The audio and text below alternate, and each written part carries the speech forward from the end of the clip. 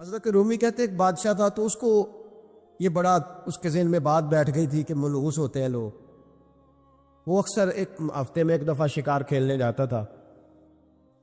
جب وہ جاتا تھا تو اپنے وزیروں سے کہتا کہ رستہ صاف کرا دو سارا، کوئی بندہ رستے میں نہ آئے، اگر کسی منحوس کے متھے لگ جاؤں تو میرا نا اس دن شکار ٹھیک نہیں ہوتا۔ ایک دفعہ کا ذکر ہے کہ بادشاہ نکلا شکار کے لیے، تو رستے میں ایک بندہ آ گیا جو بیچارہ ایک آنکھ سے کانا، پتا تھا سڑک پہ چڑھنا، بیچارہ غلطی سے چڑھ گیا، تھا بھی بندہ کانا، آنکھ سے نظر نہیں آتا تھا۔ بادشاہ کے رستے میں، اب بادشاہ کو بڑا غصہ، میرے رستے میں کیسے آ گیا؟ اب تیری شکل دیکھ لیا تو بندہ بھی منحوس قسم کا ہے، اب میرا شکار ٹھیک نہیں ہوگا۔ بادشاہ کہنے لگا اس طرح کرو، اس کو یہاں سڑک پہ باندھ دو۔ اس کو درخت کے ساتھ باندھ دیا، دو سپاہی تلواریں دے کے کھڑے کر دیے، کہا میں واپس آتا ہوں، اگر تو میرا شکار ٹھیک ہوا تو یہ بچ جائے گا، اگر ٹھیک نہ ہوا اس کی خیر کوئی نہیں۔ ٹھیک ہے جی۔ بادشاہ شکار کھیلنے گیا، مزے کی بات کہ اس دن شکار بڑا ہی اچھا ہوا۔ وہ کہتا ہے زندگی میں کبھی اتنا شکار نہیں مارا جتنا آج مارا، بڑا زبردست رزلٹ اس دن نکلا۔ بادشاہ وہ جانور سارے باندھے، گھوڑوں پہ سوار کیے اور لے کے واپس آ رہا تھا، تو اب وہ بندہ بیچارہ صبح سے بھوکا پیاسا بندھا ہوا ہے، بچوں کی روزی کمانے نکلا، بادشاہ کے قابو آ گیا۔ وہ بندھا ہوا ہے، زبان باہر پیاس سے نکلی ہوئی ہے، بھوک ہے، تکلیف ہے، آزمائش ہے۔ کچھ لوگ تو ایسے ہوتے ہیں جو نا ظلم سہتے ہیں تو کہتے ہیں بس جان چھوٹ جائے، ہم کسی کو بتائیں گے نہیں۔ کچھ ایسے ہوتے ہیں جو کہتے ہیں ہم ظالم کا گریبان پکڑیں گے، وہ منافق ہے، یہ ظلم سہ کے چپ رہے گا۔ تو وہ اب تنگ بڑا تھا لیکن بندہ جیدار قسم کا تھا، اور شیخ سعدی کہتے ہیں تنگ آمد بجنگ آمد، جب کوئی تنگ آتا ہے تو پھر وہ جنگ کرتا ہے، اس کا جنگ کا پروگرام بنا ہوا۔ اس نے کہا مرنا تو ہے پر اس بادشاہ کو دو سنا کے مرنا ہے، اس کو نہ کچھ سنا کے مرنا ہے، ذرا آلے صحیح، گردن تو کٹے گی پر میں نے نہ اس کو چھوڑنا نہیں۔ کیا تماشا ہے، مجھے باز گیا صبح کا۔ بادشاہ آیا تو بادشاہ بڑا راضی، شکار بڑا اچھا ہوا، کہنے لگا کھول دو اس کو۔ کھولا، وہ کہنے لگا میرا آج شکار بڑا اچھا ہوا ہے، لگتا تو مجھے یہ تھا کہ تیرا منہ دیکھا ہے تو شکار اچھا نہیں ہوا ہوگا، لیکن چونکہ بڑا اچھا ہوا ہے لہذا تجھے چھوڑتا ہوں، جا دوڑ جا۔ اب اس نے ارادہ کیا تھا دو سنانی ہے، کھڑا ہو گیا، کہنے لگا بادشاہ تو نے تو سویرے میرا منہ دیکھا تھا، تیرا شکار تو بڑا اچھا ہوا ہے، پر میں نے سویرے تیرا منہ دیکھا تھا، میرا دن نہیں اچھا گزرا، میں بڑی تکلیف میں صبح سا، نہ پانی ملا ہے، نہ کھانا ملا ہے، نہ روٹی ملی ہے۔ اب مجھے بتا منحوس میں ہوں گے تو ہوا ہے، اب بتا نحوست کس میں ہے، میرے اندر ہے کہ تورے اندر ہے، بتا۔ تو بادشاہ کانپنے لگ گیا، کہنے لگا اس کی گردن اڑانی ہے۔ اس نے کہا میں پہلے سے تیار ہوں گردن اڑوانے کی، سوچ سمجھ کے بات۔ قریب جو وزیر تھے نا وہ کہنے لگے بادشاہ ہم تجھے بڑی دیر سے سمجھا رہے ہیں کہ تو تہمات کا شکار ہے، تو وہمی ہو گیا ہے۔ ایک بات اپنے ذہن میں اچھی طرح بٹھا لیں اور لکھ لیں کہ زندگی میں جو کسی بندے کو کامیابی حاصل ہوتی ہے وہ رب تعالیٰ کی مدد سے حاصل ہوتی ہے۔ اگر رب تعالیٰ مددگار ہو تو پھر کوئی چیز بھی رستے میں رکاوٹ نہیں بنتی، اور اگر مالک کریم کو منظور نہ ہو، اس کا ذہن بڑی وسعت رکھتا ہو، بڑی اچھی پلاننگ کرنا جانتا ہو، سارا کچھ ہو، تو بندہ ناکام ہو جاتا ہے۔ مسلمانوں کو جتنی کامیابیاں ملی ان کا پس منظر صرف اتنا تھا کہ اللہ تبارک و تعالیٰ نے اپنے بندوں کی مدد فرمائی، اور اب تعالیٰ نے قرآن مجید میں اس حقیقت کا بیان کیا، فرمایا بل اللہ مولاکم، فرمایا بلکہ اللہ تمہارا مولا ہے، وَهُوَ خَيْرُ النَّاصِرِينَ، اور وہ بہترین مددگار ہے۔ وہ جو رب تمہارا مولا ہے وہ بہترین مددگار ہے، اور اگر وہ مدد کرے تمہاری، سورہ آل عمران میں آگے جا کے ارشاد فرمایا اگر اللہ مدد کرے تو پھر تم پر کوئی غالب نہیں آ سکتا، اور اگر وہ تمہاری مدد چھوڑ دے تو پھر کوئی تمہاری مدد کر سکتا، کوئی مدد نہیں کر سکتا۔ وہ چیزیں ایسی ہیں جن سے اللہ کی مدد آتی ہے، مدد ملتی ہے۔ ایک چیز ان میں سے ایسی ہے جس سے بہت مدد نازل ہوتی، وہ ہے کہ جب رب آپ کو دے نا تو پھر آپ بھی اس کے رستے میں دے، پھر مدد آتی ہے، پھر اور آتا ہے۔ بخاری مسلم میں حدیث ہے، یہ زیادہ ہی توجہ طلب عمر ہے، اس پر آپ غور کریں گے۔ حضرت ابو ہریرہ فرماتے ہیں کہ نبی پاک علیہ السلام نے فرمایا ایک شخص نے بادلوں کے اندر سے آواز سنی کہ فلاں آدمی کا کھیت اور باغ خشک ہو گیا ہے، وہاں برسو اور اس کے کھیت کو سیراب کرو۔ وہ بڑا حیران ہوا کہ بادل سے آواز آ رہی۔ پھر اس نے دیکھا کہ ایک پہاڑی پر بارش ہوئی، وہ بادل وہاں برسا، پھر نالیوں سے ہوتا ہوا پانی ایک طرف چلا۔ تو جس نے آواز سنی تھی، حضور بیان کر رہے ہیں، وہ بھی پیچھے پیچھے چلا کہ پانی کدھر جا رہا ہے۔ اس نے جا کے دیکھا کہ ایک مقام پہ ایک باغ کو وہ پانی لگ رہا ہے اور ایک آدمی وہ پانی لگا رہا ہے۔ اس نے اس سے پوچھا تیرا نام کیا ہے؟ اس نے کہا کیوں؟ کہنے لگا بتا نا۔ اس نے نام بتایا تو کہنے لگا یہی تو وہ نام ہے جو میں نے بادلوں کے اندر سے سنا ہے کہ فلاں کے کھیت کو پانی دے دو۔ اس نے کہا یار تو کیا عمل کرتا ہے کہ اسپیشل تیرے لیے بارش برسے؟ یہ بخاری پڑھ رہا ہوں، سیاستہ سے حدیث عرض کر رہا ہوں۔ اس سے پوچھا تو کیا کام کرتا ہے کہ جناب اللہ تبارک و تعالیٰ کا حکم کرم آیا کہ خاص تیرے لیے پانی برسے اور تیرے کھیت کو سیراب کرے؟ تو اس نے کہا چھوٹا ذمہ دار ہوں، پر جب فصل اگتی ہے تو 3 حصے کرتا ہوں۔ ایک حصہ اپنے بال بچوں پہ، بہن بھائیوں پہ خرچ کرتا ہوں، ایک حصہ پورا، اور ایک حصہ دوبارہ کاشتکاری پہ لگاتا ہوں، اور تیسرا حصہ خالص میں نے مسکینوں، یتیموں اور غریبوں کے لیے رکھا ہوا ہے۔ وہ جو تیسرا حصہ، اللہ کرے آپ سمجھے، وہ رب کے بندوں پہ تیسرا حصہ خرچ کرتا ہے نا، تو کریم مالک نے فرمایا جہاں سے غریب کا حصہ جاتا ہے وہ کھیت خشک نہیں رہنا چاہیے، وہ جہاں سے مسکین روٹی کھاتے ہیں وہ خشک نہ رہے، جہاں سے یتیموں کو کچھ آتا ہے کہیں اس کی فصل رہ نہ جائے۔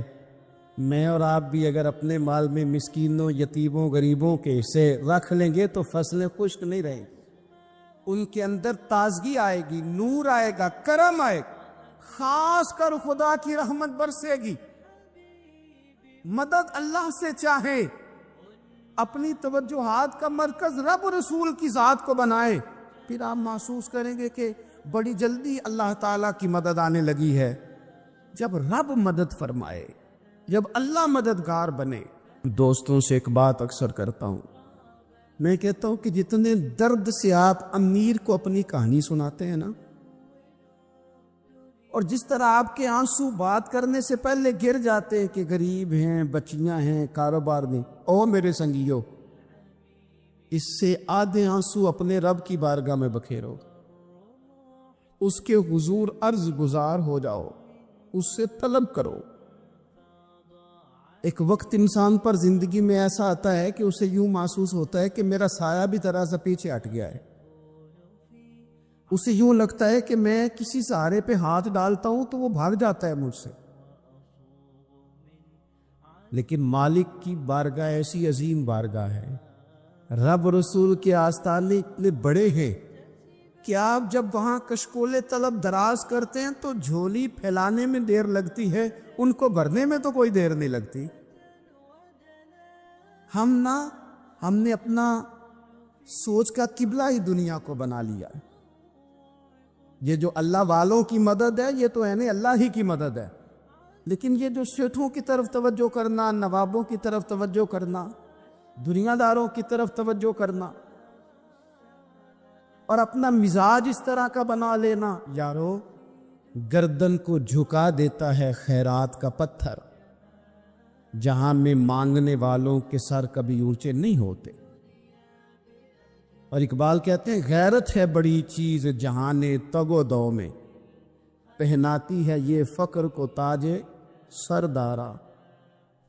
میں عرض کروں گا کہ اپنی آپ جب توجہ کا قبلہ اللہ رسول کو بنائیں گے تو رب فرماتے وَيَرْزُقْهُ مِنْ حَيْثُ لَا يَحْتَسِبُ، میں نہ تجھے وہاں سے رزق دوں گا جہاں سے کبھی تیرا گمان بھی نہیں کیا ہوگا کہ یہاں سے بھی مل سکتا ہے، تو نے سوچا بھی نہیں ہوگا۔ بخاری شریف میں حدیث ہے، حضرت جابر ابن عبداللہ فرماتے ہیں نبی پاک صلی اللہ علیہ وسلم نے 300 لوگوں کا ایک لشکر روانہ کیا کسی مہم کے لیے، کسی جہاد کے لیے۔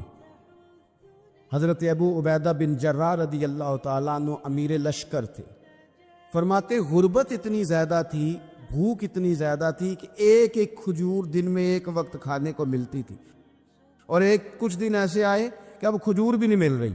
فرماتے اتنی زیادہ بھوک لگی مجاہدین کو، 300 بندہ پتے کھا کے گزارا ہونے لگے۔ یہ بخاری میں موجود ہے۔ آپ فرماتے کہ دریا کے کنارے ہمارا پڑاؤ تھا، ٹھہراؤ تھا۔ جب بھوک سے نڈھال ہو گئے نا، وَيَرْزُقْهُ مِنْ حَيْثُ لَا يَحْتَسِبُ، اللہ وہاں سے روزی دیتا ہے، گمان بھی نہیں ہوتا۔ فرماتے ایک مچھلی اللہ تعالیٰ نے دریا کے کنارے بھیجی، فرماتے ہیں وہ تھی تو مچھلی پر پہاڑ جتنی تھی۔ بخاری میں لفظ ہیں، حضرت جابر ابن عبداللہ رضی اللہ تعالیٰ عنہ فرماتے ہیں 300 آدمی 18 دن تک اس مچھلی کو کھاتے رہے، مچھلی ختم ہی نہیں ہوئی۔ مچھلیاں نہیں، مچھلی کہتے ہیں 18 دن 300 بندہ کھاتا رہا، مچھلی ختم ہی نہیں ہوئی۔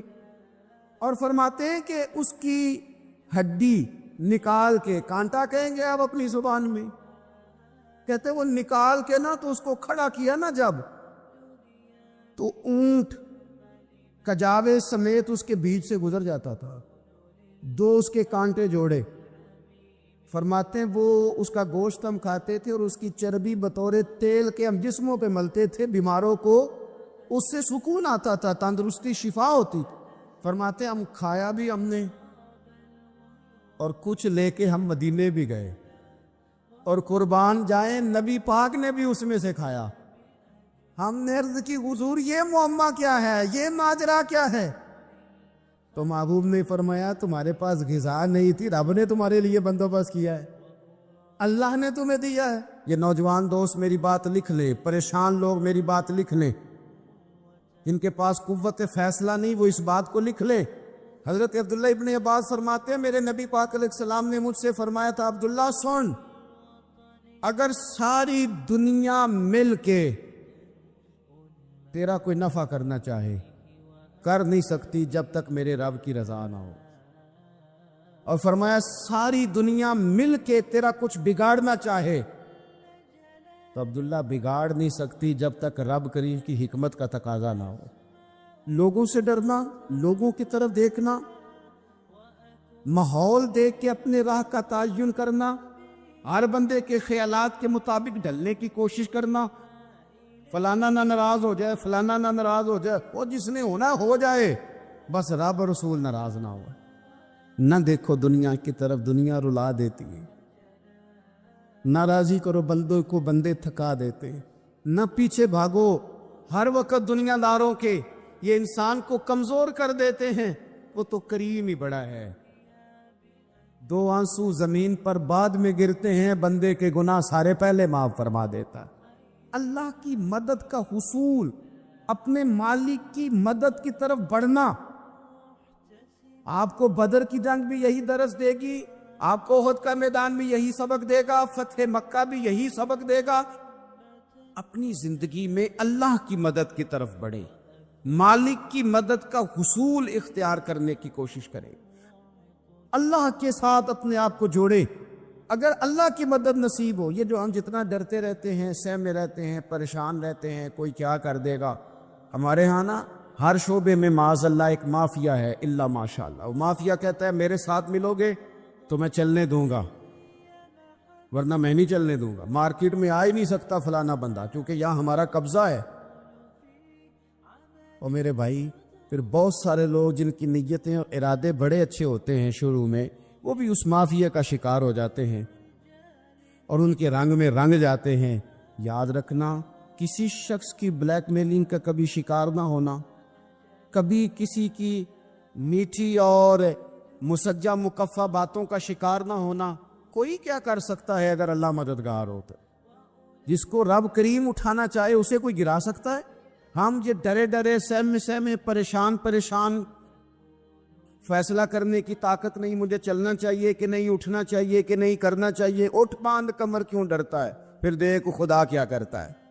اپنی زندگی میں اپنے مالک کو مولا جان کے، بل اللہ مولاکم، اللہ تمہارا مولا ہے، وَهُوَ خَيْرُ النَّاصِرِينَ، وہ بہترین مددگار ہے۔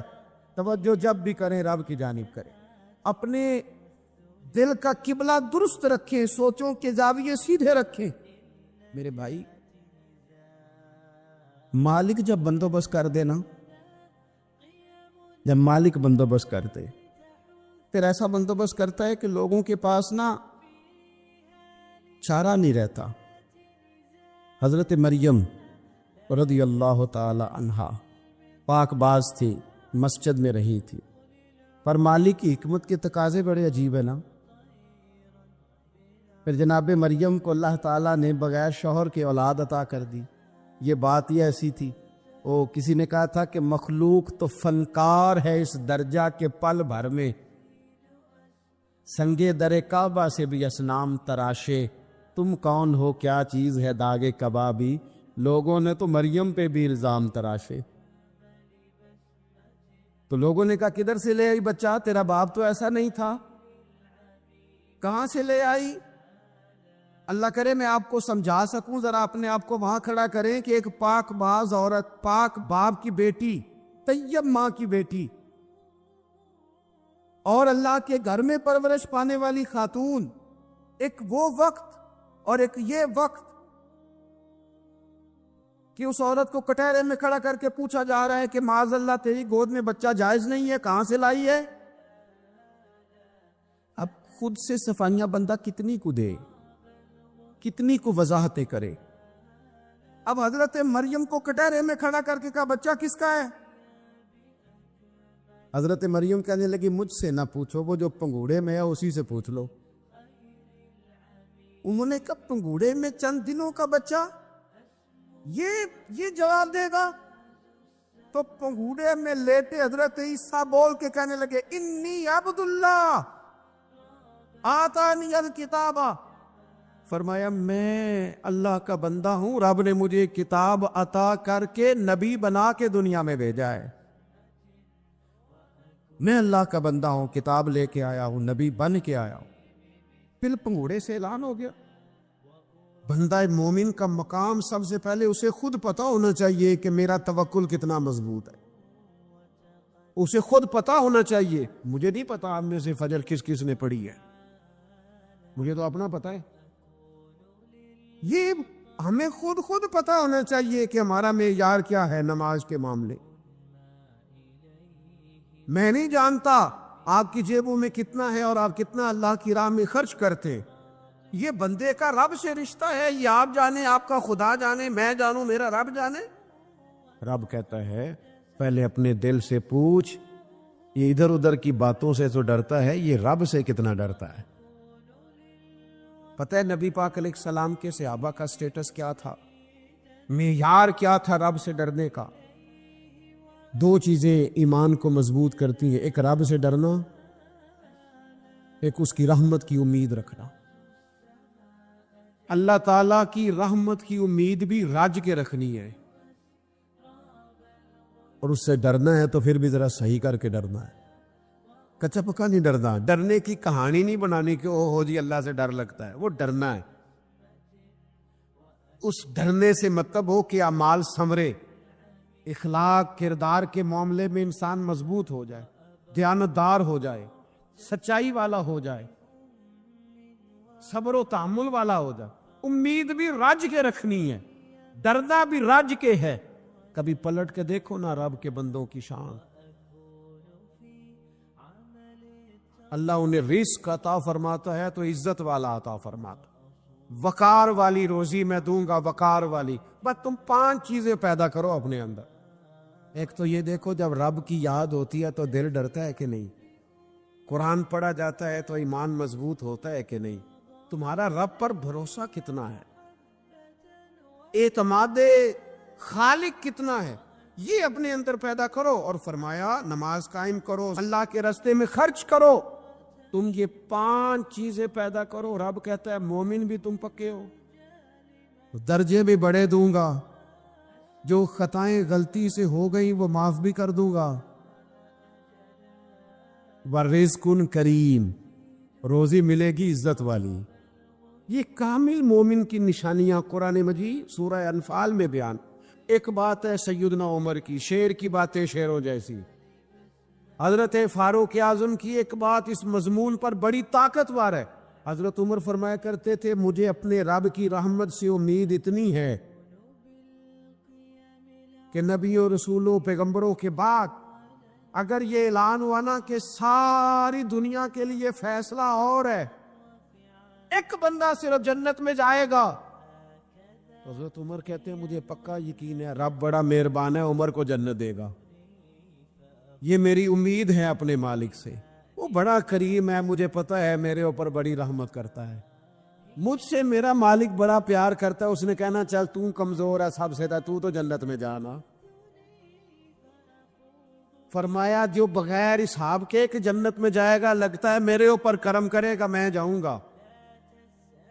لیکن حضرت عمر کہتے ہیں مجھے ڈر اتنا لگتا ہے اس لیے کہ جتنا کریم ہے نا اتنا بے نیاز بھی ہے. تے بے پرواہ نال یاری لا کے پیندے نے دکھ سہنے. کہتے ہیں اس کی بے پرواہی سے اتنا ڈرتا ہوں کہ اگر قیامت میں اعلان ہوا نا سب جنت میں چلے گئے، ایک رکے اس کا حساب سخت ہے، اس سے باز پرس کرنی ہے، استفسار کرنا ہے، ایک رکے. تو حضرت عمر کہتے ہیں مجھے ڈر لگتا ہے کہ وہ بندہ میں ہی ہوں گا جسے روک لیا جائے کہ تو ٹھہر پہلے تیرا حساب لمبا ہے. امید بھی رج کے اور خوف بھی رج کے. کچھ لوگ صرف خوف کا شکار ہیں، وہ بھی ٹھیک نہیں. کچھ نری امید ہی امید کی بات کرتے ہیں، ڈرتے نہیں. الایمان بین الخوف والرجاء، ایمان خوف اور امید کی درمیانی کیفیت کا نام. اللہ کی ذات پر بھروسہ کتنا ہے یہ لوگوں سے نہ پوچھتے پھرے، لوگوں کو نہ بتاتے پھریں، یہ تو دل کا معاملہ اپنے آپ سے پوچھے. اپنے آپ کو خود اپنے سامنے کھڑا کریں، اپنا حساب خود کریں، اپنے سے کبھی کبھی سوال و جواب کریں، اپنے سے گفتگو کریں. پر کیا کریں، ہم ساری زندگی اپنا دنیاوی معیار ہی ٹھیک کرتے رہے، اپنے پیسوں کا حساب ہی لگاتے رہے، گھر مکان گاڑی سٹیٹس آنا جانا سلام دعا کتنی ہے. یہ ساری چیزیں جن لوگوں کی مضبوط ہے نیند ان کی کچی ہے. دنیاوی سٹیٹس جتنا لوگوں کا مضبوط ہے سوچیں ان کی ٹوٹی ہوئی ہے، نظریات بکھرے ہوئے ہیں، لفظوں اور جملوں میں کمزوری ہے، باتیں جو ہیں وہ محسوس ہوتا ہے کہ ابھی تک یہ بندہ اطمینان ہی نہیں حاصل کر سکا زندگی میں، ابھی تک کوئی گفتگو پکی نہیں، کسی بات میں وزن نہیں، کسی جگہ ٹھہراؤ نہیں. آپ یقین کریں سادے کپڑوں کے اندر بھی کئی دفعہ بندہ محسوس کرتا ہے یار میرا لباس تھوڑا سا سستا ہے، پر اللہ تعالیٰ نے جو مجھے ایمان عطا کیا ہے وہ سب سے زیادہ مہنگی چیز ہے، وہ سب سے زیادہ طاقتور چیز. اپنے باطن میں خاص خصوصیات پیدا کریں، اپنے آپ کو ٹائم دیں، اپنی قلبی کیفیات پر زیادہ توجہ کریں. زیادہ مجھے فوٹو شوٹو کھینچنے کا زیادہ تجربہ نہیں ہے، مصروفیات زیادہ رہیں تو میں اس طرف نہیں آ سکا. ایک بچے نے مجھے، ایک دوست نے ایک دن بتایا کہ وہ تصویر کھینچنے کے بعد پھر اس پر کچھ کام ہوتا ہے تو فوٹو اور زیادہ سونی لگنے لگ جاتی. اس نے بات کرتی، میں نے سن لی، وہ بات کر کے گزر گیا. تھوڑی دیر کے بعد مجھے کہنے لگا پریشانی ہے. میں نے کہا نہیں. کہنے لگا میں نے ایک سادی سی بات کی تھی، پتہ نہیں کوئی آپ تو کہیں کھو گئے. اس کے بعد میں نے دو چار باتیں کی ہیں پر آپ نے ہاں نہ ہی نہیں کی، توجہ نہیں کی. میں نے اسے کہا، میں نے کہا پتر تو آکھیا ہے فوٹو تے تھوڑی محنت ہو جائے تے سونی لگن لگ جاندی. تے میں سوچن لگ پیا جے بندہ تھوڑی جی محنت دل تے بھی کر لے، تھوڑی جی محنت نہ دل تے کریے تے جے کدے وہ سونا ہو جائے نا، پاک ہوویں تے پاک ہی ملدا ہی، تے بنا پاکوں پاک نہیں ملدا. سارے جسم دے دھون دے نالوں اکو دھولا ٹکڑا دل دا. اگر تھوڑی سی محنت روح پہ ہو جائے، تھوڑی سی اندر تھوڑی توجہ کرے، وہ اگر تھوڑا چمکدار ہو جائے نا، کچھ غلاظتیں، کچھ نفرتیں، کچھ قدورتیں، کچھ عداوتیں، کچھ تکبر، کچھ حسد، کچھ بددیانتیاں، کچھ یہ چیزیں تھوڑی نکل جائیں، آپ یقین کریں بڑا چمکدار ہو جائے دل. بڑا سونا ہو جائے، بڑا حسین ہو جائے، یہ باطن ٹھیک ہو جائے نا تو اللہ کی ساری مخلوق حسین لگنے لگ جاتی. بندے کو نا کچھ عجیب سی کیفیات سے اللہ مالا مال کرتا ہے. اسے کوئی اللہ تعالیٰ ایسا انشراح صدر دیتا ہے، دل کو ایسا ٹھنڈا کرتا ہے، سکون نصیب ہو جاتا ہے. ہم نا بعض ایسی چیزوں کا آہستہ آہستہ شکار ہوتے جا رہے ہیں جن میں ہمیں انتہائی زیادہ سمجھداری کی ضرورت ہے، معاملہ فہمی کی ضرورت. بندہ مومن کیا ہوتا ہے، اس کی علامتیں ہوتی ہیں، اس کی شانیں ہوتی ہیں. مومن کا ایک اپنا وقار ہوتا ہے، اس کی اپنی ایک الگ وزاداری ہوتی ہے، اس کا ایک اپنا اللہ تبارک و تعالیٰ نے سٹیٹس بنایا ہوتا ہے. ہمیں اپنا معیار قائم کرنا چاہیے، اور معیار وہ قلب سے قائم ہوگا، وہ روح سے قائم ہوگا، وہ باطن سے قائم ہوگا. نبی اکرم نور مجسم شفیع معظم صلی اللہ تعالی علیہ وآلہ وسلم سے پوچھا گیا، یا رسول اللہ ایمان کیا ہے؟ یہ کیفیت کا نام ہے نا، ایمان کی صورت تو نہیں ہوتی، ایمان کا روپ تو نہیں ہوتا، وہ مجسم شکل میں تو نہیں ہوتا، ایک باطنی کیفیت ہے نا. یا رسول اللہ صلی اللہ تعالی علیہ وسلم آپ سب سے اعلیٰ، اس کا معیار آپ ہی جانتے، کریم بتا دیجئے، بندہ نوازی فرمائیے ایمان کیا ہے؟ تو نبی اکرم صلی اللہ تعالی علیہ وسلم نے فرمایا، جب تمہاری نیکی تمہیں خوش کرنے لگے اور جب تمہارا گناہ تمہیں غمگین کرنے لگے تو مطلب یہ ہے کہ تم مومن ہو. اور اگر گناہ کر کے بھی تم غمگین نہیں ہوتے، تکبر کر کے بھی تم غمگین نہیں، حسد کر کے بھی غمگین نہیں، حرام کھا کے بھی غمگین نہیں، لوگوں کا دل توڑ کے بھی غمگین نہیں، کسی کے حق پہ قبضہ کر کے بھی تمہیں غم کوئی نہیں، بہت سارے لوگوں کو بیوقوف سمجھ کر، نادان سمجھ کر، احمق کہہ کر، جاہل کہہ کر، عزتیں اتار کر بھی تم غمگین نہیں ہوتے، اس کا مطلب ہے تم نے معیار ایمان کو نہیں پایا. حضور فرمانے لگے نیکی خوش کرے اور گناہ تجھے غمگین کرے. آپ یقین کریں اب نہیں کرتا لوگوں کو گناہ غمگین. لوگ کسی بندے کا دل توڑ کے، اس کی عزت اتار کے، اسے پریشان کر کے، جھڑک کے کہتے ہیں آیا تھا بندہ سنائیا میں نے 4، وہ تو نے گناہ کر کے اب تو بتا رہا ہے. کسی کو ڈانٹ ڈپٹ کے دل توڑ کے کہانیاں سنا رہا ہے، چلاکیاں کر کے اور تیزیاں دکھا کے. یہ تو بندہ مومن کی شان نہیں ہے. میرے کریم نے تو فرمایا نیکی تجھے سکون دے، اور جب تو گناہ کر کے غمگین ہو تو اس کا مطلب ہے تم مومن ہو. تو فوراً عرض کی یا رسول اللہ پھر بتا دے گناہ کیا ہوتا ہے؟ تو حضور فرمانے لگے جو چیز تیرے دل میں کھٹکے وہی تو گناہ ہے.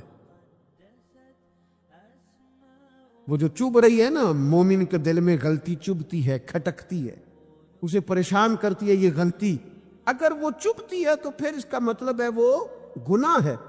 آج کل نا لوگوں نے گناہ کو گناہ سمجھنا چھوڑ دیا. کسی نے کہا تھا جنوں کا نام خرد رکھ دیا، خرد کا جنوں.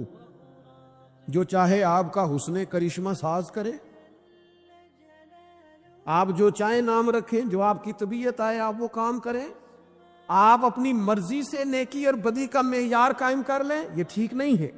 اللہ کے رسول صلی اللہ تعالی علیہ وسلم نے جو آئینہ ایک بندہ مومن کے لیے بنایا ہے، اس آئینے کو ہمیشہ برقرار رکھا جائے، اپنے اندر وہ علامات تلاش کی جائیں جو ایمان کے بعد مومن کے اندر تبدیلیاں آتی ہے، قلبی طور پر، روحانی طور پر اور اخلاقی طور پر. میں دیکھتا ہوں